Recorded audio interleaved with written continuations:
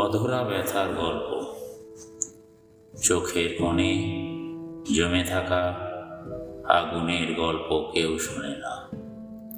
তা কি অভিমানে নাকি অব্যক্ত কষ্টে, সে প্রশ্নের উত্তর হয়তো বাতাস জানে, যে প্রতিদিন তোমার চুলের গন্ধে মিশে রয় নিঃশব্দে।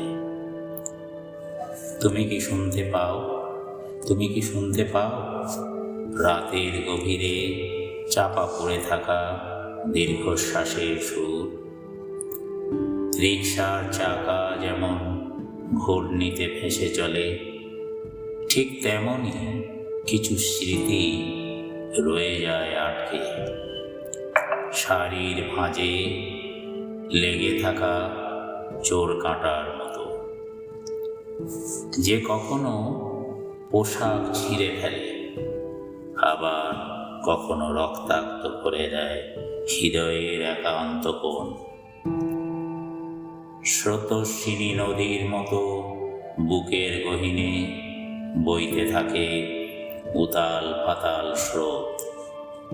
বেপরোয়া ঢেউগুলো গুনগুনিয়ে বলে একটি গান যা কেউ শোনে না, একটি ব্যথার গল্প যা কেউ বোঝে না।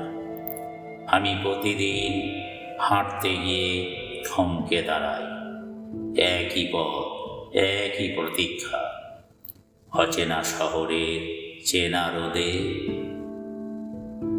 যেখানে একদিন ছাই হয়ে গিয়েছিল ওড়নার শেষ প্রান্ত।